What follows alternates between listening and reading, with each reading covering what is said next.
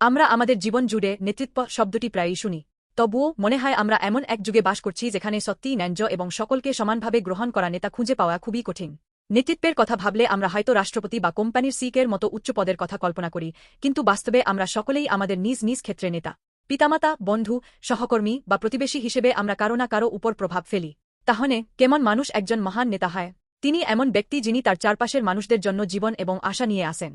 দাউদ গেয়েছিলেন, যিনি মানুষের উপর ন্যায়বিচারের সঙ্গে শাসন করেন, ঈশ্বরের ভয়ে শাসন করেন। তিনি সূর্যোদয়ের সময় সকালের আলোর মতো, মেঘহীন সকালের মতো, বৃষ্টির পরে ঝকঝকে আলোর মতো যা পৃথিবী থেকে ঘাস উৎপন্ন করে।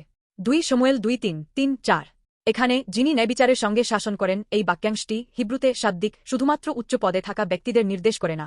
এটি প্রত্যেককে বোঝায় যারা ধার্মিকভাবে এবং সৎভাবে জীবনযাপন করে, ঈশ্বরের মানদণ্ড অনুযায়ী জীবনযাপনের চেষ্টা করে।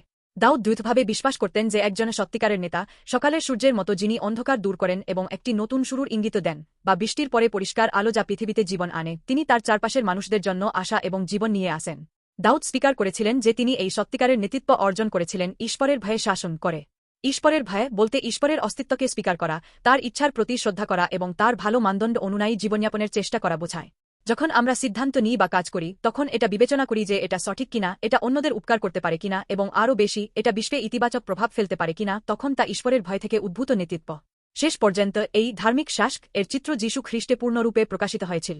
যীশু এই পৃথিবীতে এসেছিলেন এবং সবচেয়ে নম্রভাবে সেবা করেছিলেন, তবুও তার জীবন ছিল ধার্মিকতা এবং প্রেমে পূর্ণ নেতৃত্বের উদাহরণ। তিনি অসুস্থদের সুস্থ করেছিলেন, প্রান্তিক মানুষদের সান্ত্বনা দিয়েছিলেন এবং পাপীদের ক্ষমা করেছিলেন। তার নেতৃত্ব সকলের জন্য জীবন এবং আশা নিয়ে এসেছিল।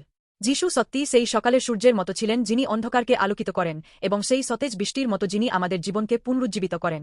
আমার প্রিয় বন্ধুরা, যদিও আপনার কোন বিশেষ উপাধি না থাকে, তবুও আপনি আপনার জীবনে মহান নেতৃত্ব প্রকাশ করতে পারেন। যীশুর মতো ধার্মিকতা এবং প্রেম অনুশীলন করে ঈশ্বরের ভয়ে জীবনযাপন করুন। আপনার প্রতিটি ছোট কাজ সকালের সূর্যের মতো কারো হৃদয়ে আশা জাগাবে এবং বৃষ্টির পরে পরিষ্কার আলোর মতো বিশ্বকে সুন্দরভাবে রূপান্তরিত করবে।